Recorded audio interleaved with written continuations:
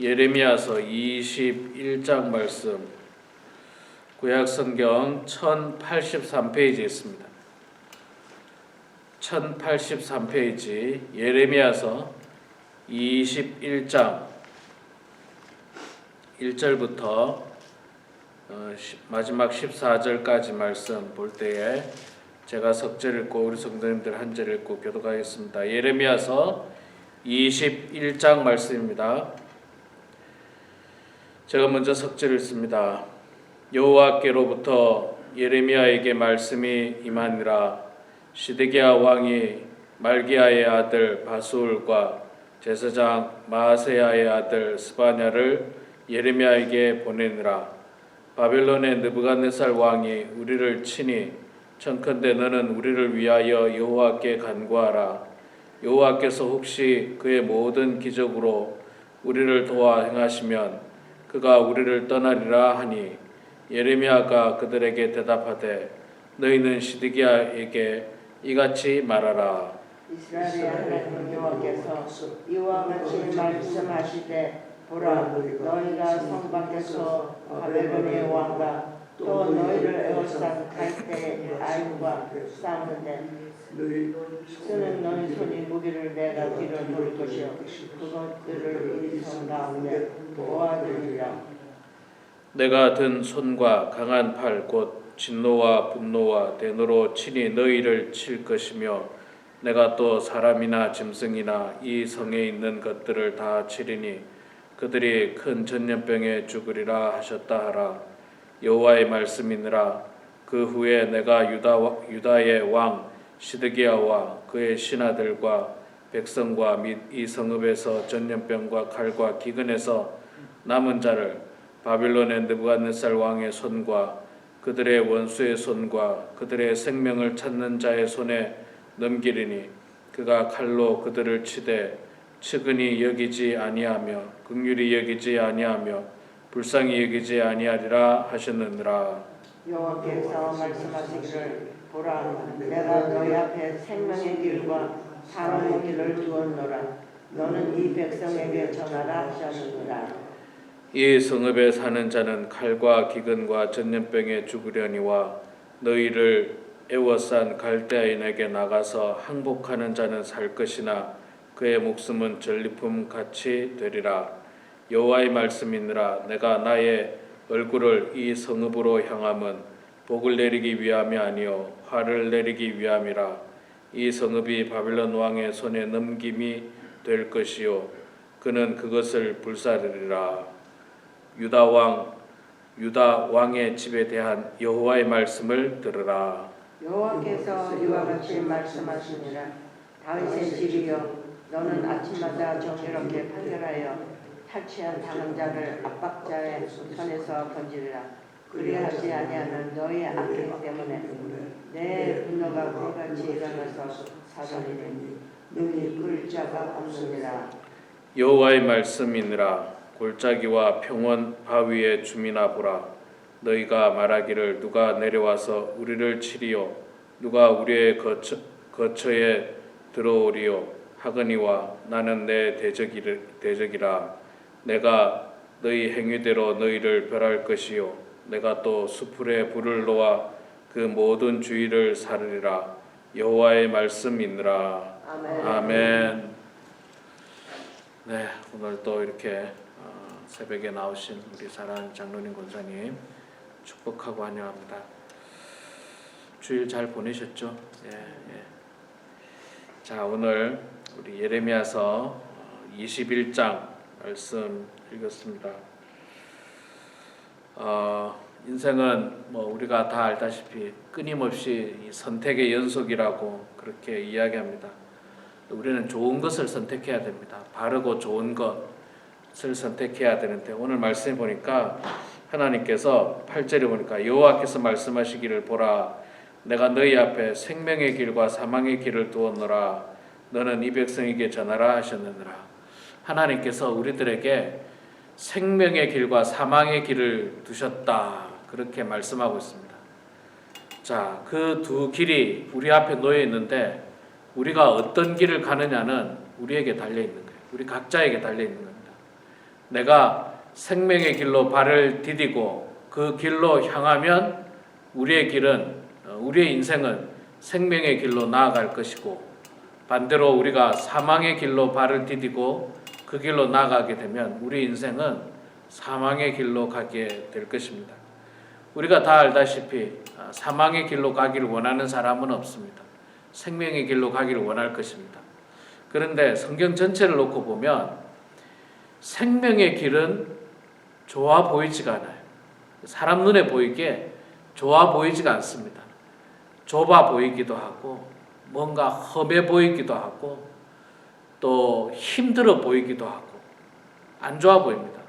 근데 반대로 사망의 길은 사람 눈에 보기에 아주 좋아 보입니다. 넓어 보이고요, 좋아 보이고 깨끗해 보이고 혹은 많은 사람들이 또 가려고 하고 그런 길입니다.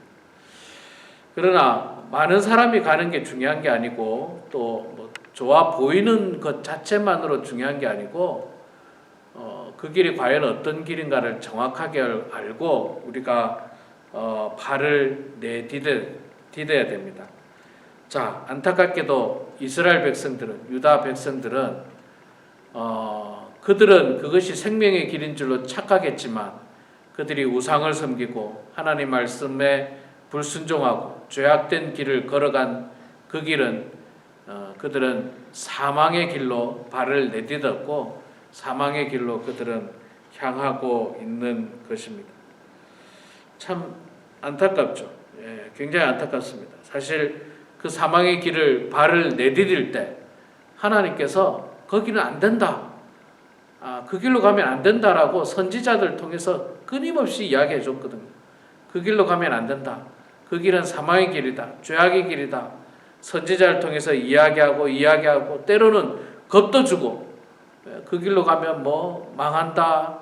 무슨 굉장히 무서운 심판의 메시지를 통해서 겁도 주면서 그 길로 가지 말라고 말씀을 했지만 그러나 이스라엘 백성들은 듣질 않습니다.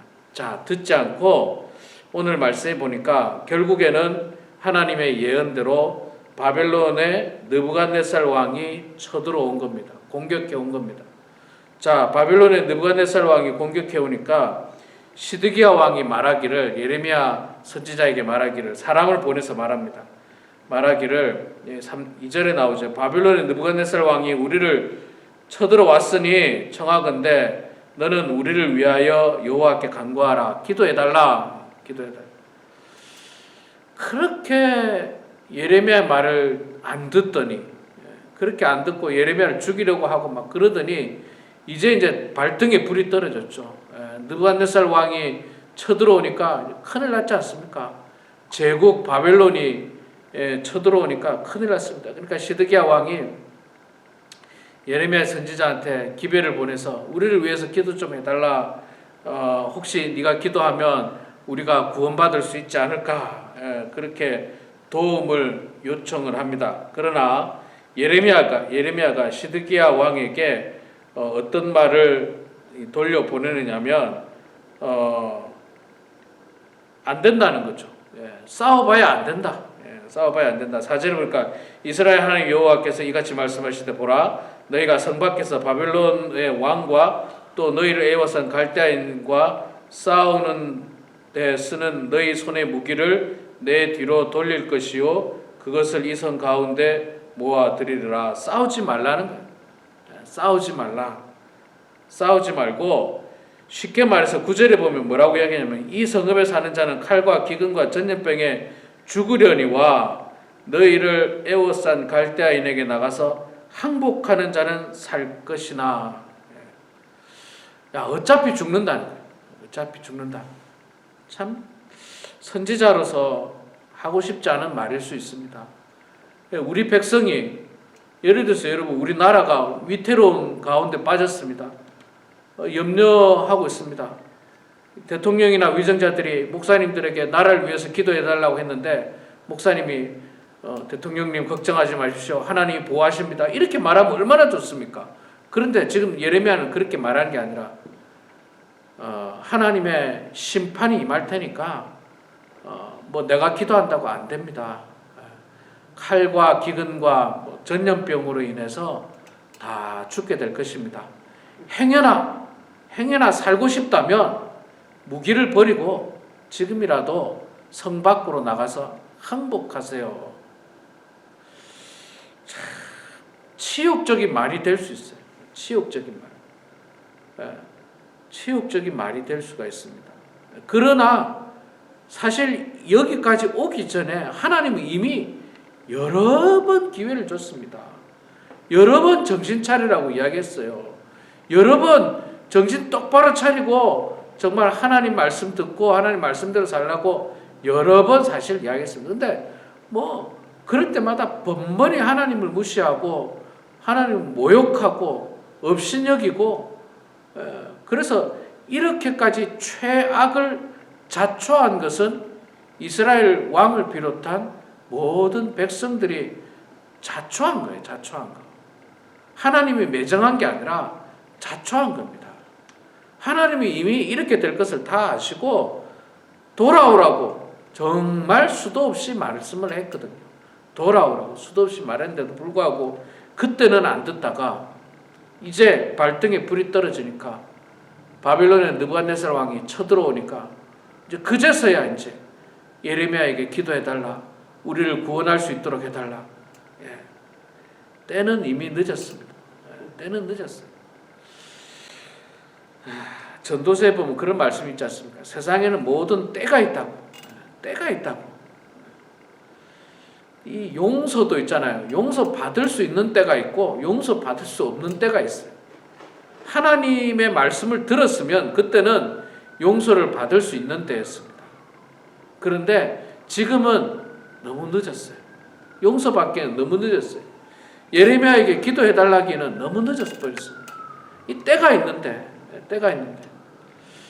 참 때라는 게 참 중요한 것 같아요. 그런 거 보면 뭐든지 이 전도서의 말씀도 그렇지 않습니까? 모든 일에 때가 있다.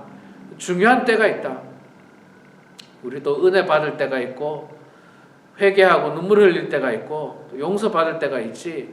그럴 때가 지나가면요, 이제 하나님의 긍휼과 자비도 이제 더 이상 내리지 않겠다라고 하나님께서 말씀을 하십니다. 오늘 말씀에도 보면 그런 말씀이 있죠. 내가 더 이상 너희들에게 자비와 긍휼을 베풀지 않을 것이다. 이제 그렇게 말씀을 하고 있습니다. 그러니까 너희들은 항복하라.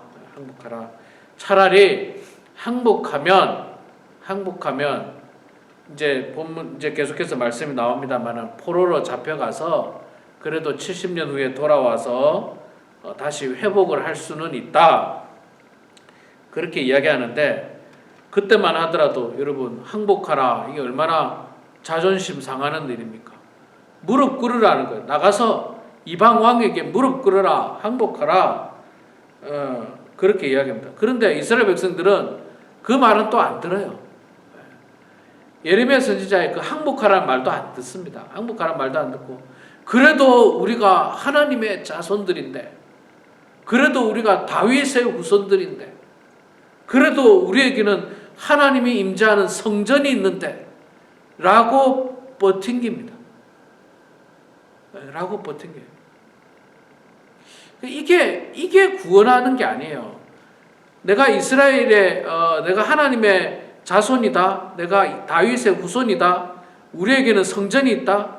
이런 어떤 외적인 것이 나를 구원하는 게 아닙니다. 나를 구원하는 것은 하나님 말씀에 순종하고 하나님 말씀대로 살 때 하나님께서 우리를 구원해 주시는 거지, 우리에게 성전이 있으니까 나는 무조건 구원받는다. 나는 아브라함의 자손이니까 다윗의 이 자손이니까 나는 구원받는다. 이런 거는 아무짝에 소용이 없다는 거예요. 제가 늘 말씀드리는 게 그거지 않습니까? 우리도 마찬가지예요. 우리도 오늘 내가 하나님 앞에 하나님 말씀에 순종하고 그 말씀대로 살고자 하는 그런 결단과 헌신이 우리를 긍휼히 여기고 불쌍히 여기고 우리를 구원해 주는 거지. 나는 우리 아버지가 목사인데요. 나는 우리 할아버지 때부터 목사인데요. 그런 것이 나를 구원하는 게 아니라는 거예요. 우리에게 성전이 있으니까 하나님이 나를 구원해 줄 거다. 그것도 아무짝에도 소용이 없습니다. 성전은 어떻게 됩니까? 다 무너지지 않습니까? 다 무너집니다. 내가 목사 아니라 목사 속된 말로 목사 할아버지라도 안 되는 거예요. 수십 년을 교회 다녀도 뭐 우리 조상이 아브라함이고 뭐 내 직속 조상이 뭐 다윗이라 할지라도 그것이 구원을 해주는 게 아닙니다. 내가 유대인이라고 하는 자부심, 내가 할례를 받았다라고 하는 자부심이 우리를 구원해 주는 게 아니에요. 그런데 이스라엘 백성들은 그게 구원해 줄 거라고 착각하고 끝까지 예레미야 말을 듣지 않습니다. 항복은 무슨 항복? 하나님 우리 도와줄 건데 왜? 나는 할례 받은 민족이고 유대인이고 우리에겐 성전이 있고 이런 어떤 외적인 것, 하나님 말씀에 전혀 순종하려고 하지도 않고 그 말씀에 거역하면서 그저 외적인 것만 가지고 나는 구원받는다. 나는 수십 년 동안 예수 믿었으니까 구원받는다. 나는 장로니까 구원받는다. 나는 몇 대째 목사 집안이니까 구원받는다. 아니요. 이거 가지고는 절대로 구원을 받을 수가 없습니다. 여러분, 신앙이라는 건요, 나의 생각이나 상식이나 어떤 이런 것들을 따르는 게 아닙니다. 그리고 내 체면이나 자존심을 내세우는 것도 그게 신앙이 아니에요. 신앙은 뭐냐면 하나님의 말씀을 믿고 의지하고 순종하는 것이 신앙입니다. 그게 신앙이에요. 내 자존심이 중요한 게 아닙니다. 내 체면이 중요한 게 아니에요. 내 직분이 중요한 게 아닙니다. 그런 건 아무짝에도 쓸모없어요. 성전이 무너지듯이 하루아침에 무너질 수도 있습니다.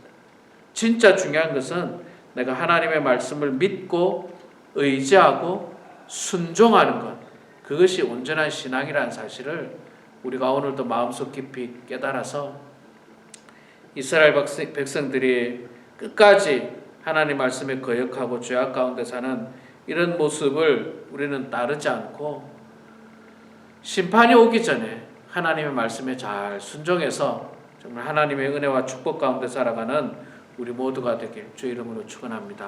아멘. 기도하겠습니다. 사랑의 아버지 하나님, 은혜를 감사합니다. 하나님께서 오늘도 저희들에게 단잠을 허락하여 주시고 또 이렇게 하루에 가장 귀한 시간에 주님 전에 나와서 찬송하고 말씀 보고 기도로 하루를 시작하게 하시니 주님 감사합니다. 아버지 하나님, 불행하게도 하나님께서 선택한 백성, 하나님께서 인도했던 그 이스라엘 백성들이 결국에는 하나님의 예언대로 바벨론의 느부갓네살 왕에 의하여 침공당하는 모습을 보게 됩니다. 그 전에 이미 하나님께서 그렇게 말씀을 해주셨고 예언을 해주셨고 하나님께로 돌아오라고 말씀했지만 그러나 이스라엘 백성들은 끝까지 하나님의 말씀을 순종하지 않고 자기 생각대로, 자기 상식대로, 자기 고집대로 살다가 결국에는 심판의 무서운 형벌 앞에 놓이게 되는 것을 보게 됩니다.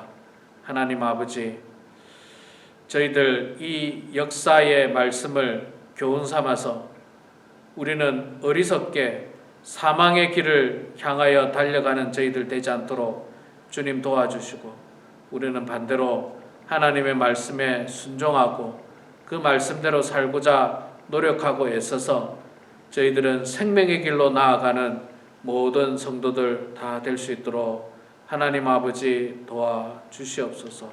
아버지 하나님, 우리가 아브라함의 자손이라고 하는 사실이 또 지난 수십 년 동안 예수를 믿었다는 사실이 그것이 우리를 구원하는 것이 아니라 자존심이 우리를 구원하는 것이 아니라 직분이 우리를 구원하는 것이 아니라 오직 오늘도 겸손한 마음으로 하나님의 말씀을 믿고 의지하고 순종할 때 우리에게 구원의 은총이 있다는 사실을 깨달으면서 그 말씀대로 살아가는 저희들 되게 하여 주시옵소서. 우리 사랑하는 보문 하나님께 모든 성도들을 주님께서 붙들어 주시고 하나님 역사하여 주셔서 모든 성도들이 이 마지막 때에 하나님 잘 믿게 하시고 말씀대로 생활할 수 있도록 도와주시고 주의 은혜 가운데 건강하게 하시고 형통한 인생들 되게 하여 주시옵소서. 이 시간에도 겸손한 마음으로 각자의 삶의 자리에서 기도합니다. 우리의 기도를 주님 들어주시고 응답하여 주셔서 하나님의 뜻 가운데 모든 일들이 이루어질 수 있도록 아버지 하나님 도와주시옵소서. 감사드리며 예수님의 이름으로 기도드리옵나이다. 아멘.